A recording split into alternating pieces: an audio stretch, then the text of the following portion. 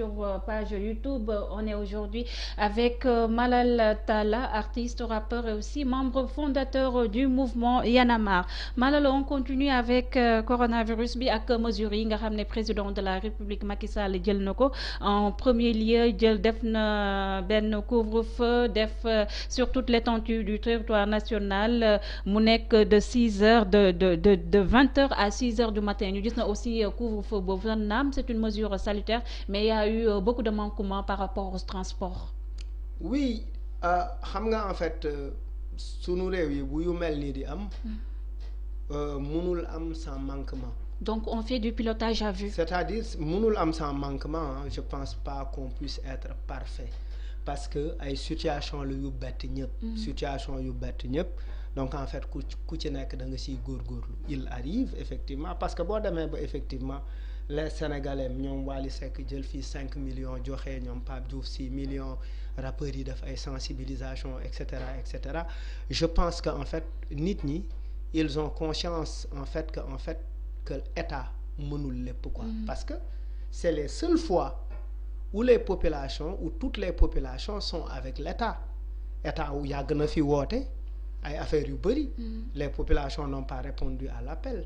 Mais ici, les khalifes généraux, les artistes, tout le monde est ensemble dans ce combat pour soutenir effectivement les efforts ou l'effort de l'État.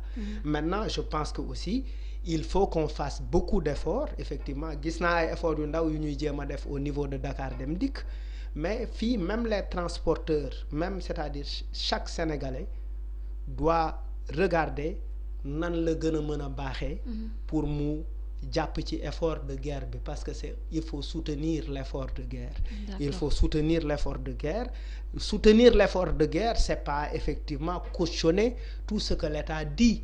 Et l'État aussi ne doit pas être vicieux ou assez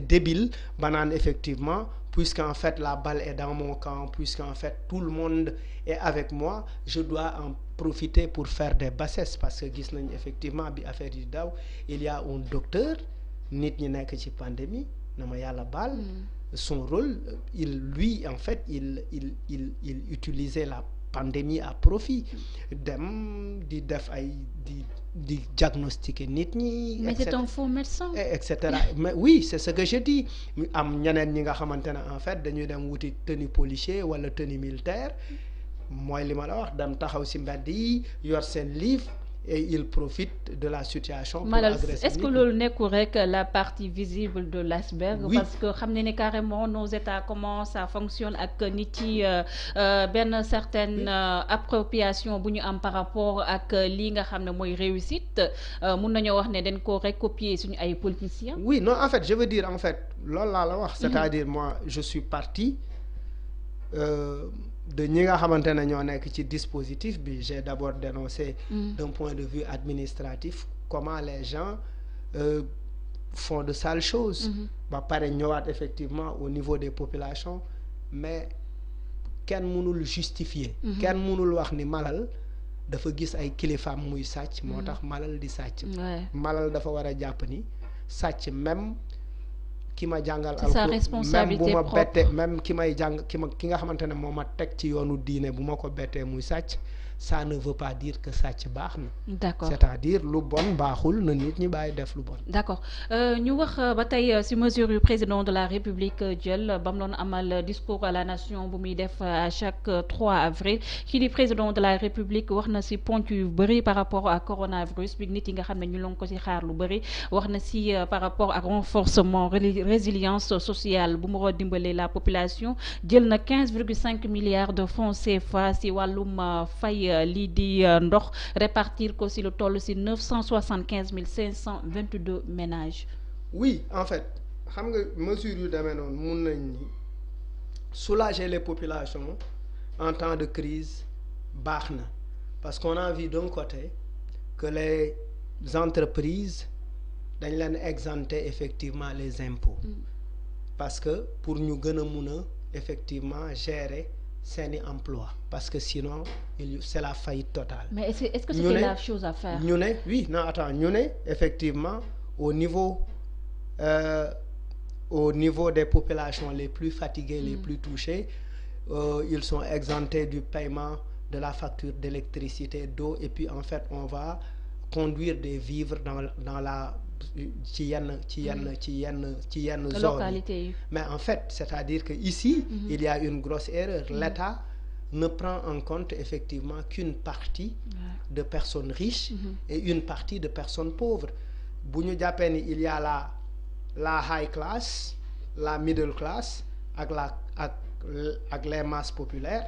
Effectivement ici les classes moyennes ne sont pas prises en compte. Les classes moyennes ne sont pas prises en compte. Donc en fait lan moo nar a xew, on va vers une paupérisation des classes moyennes. maanaam ñi nga xamoon ñoo nekkoon ci digg bi diggante ñi ñàkk ak ñi am, ñi nga xamante ne seen situation nii la def, ñooñu finalement dañuy nekk ay néew di doole finalement. te Malal, pour te conforter par rapport ak ce argumentaire, da ngay gis ne coronavirus bi dafa créer ay nouvelle sorte de pauvres, parce que da ngay gis ne carrément y avait des gens qui ñu nekkoon ci classe moyenne bi, léegi rejoindre neen classe pauvre bi de manière générale, parce que ils ont vu leur business complètement à terre. Ouais, s'effondrer. Beneen affaire bi ci topp effectivement mooy quand tu regardes boo xoolee d'un point de vue social, d'un point de vue socio-culturel, man xëy na awma lu ma jëndee ceeb, xëy na man sama liggéey taxaw na parce que rappeur là, je ne fais plus de concerts, je n'enregistre plus de chansons, je ne fais plus rien, je suis là assis, je n'ai pas de travail. Maintenant bu ñuy xool loolu, man Malal par exemple su may sukkandiku ci sama statut Malal Talla alias Fou Malade, rappeur buy liggéeyee ci télé et cetera, nit ñi xam ko, bu ñuy joxe ay ndimbal mën naa am kersa dem jëli ndimbal fekk xiif mu ngi may bëgg a rey. Est-ce que aspect yooyu, parce que y a beaucoup de Sénégalais seen dignité permettre leen ñu leen di jox, c'est-à-dire c'est comment on organise la distribution de ce ndimbal là.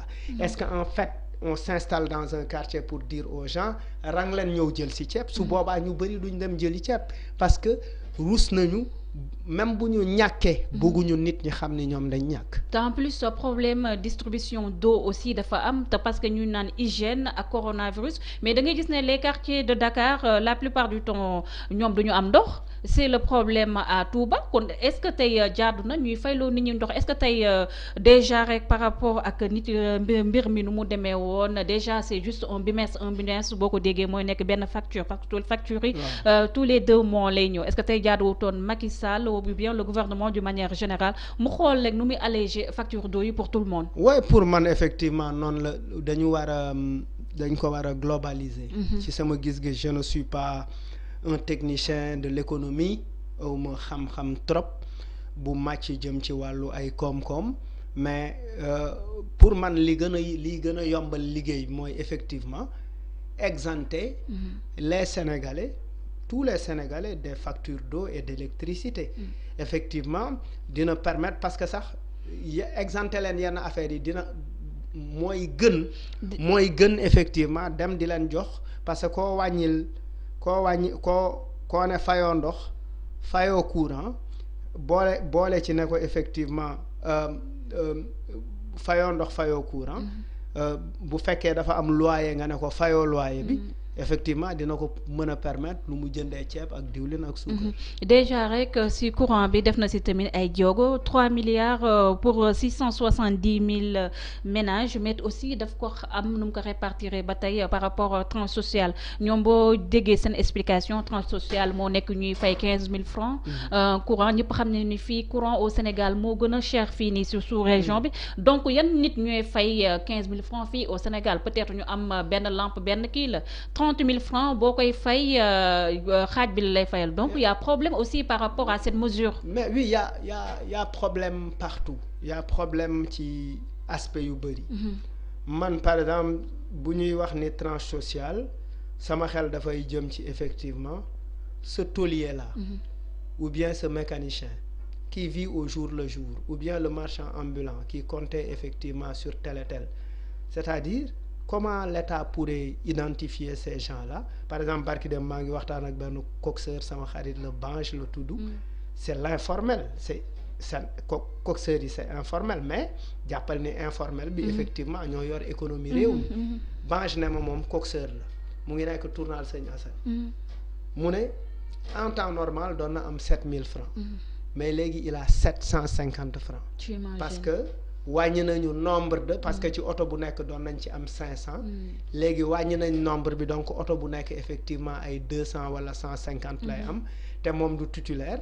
donc finalement ñoom également da leen di impacter mu ne ma je suis obligé 750 yi bu ma ko amee damay xaar le lendemain ma amaat beneen 750 ma dajale jënd tablettu nen pour samay doom pour defal ci samay doom ay frites ay omelette ak ay affaires yu demee. en plus mun nañu wax ne facture courant bi Macky Sall mënoon na ko def pour ñëpp déjà le prix du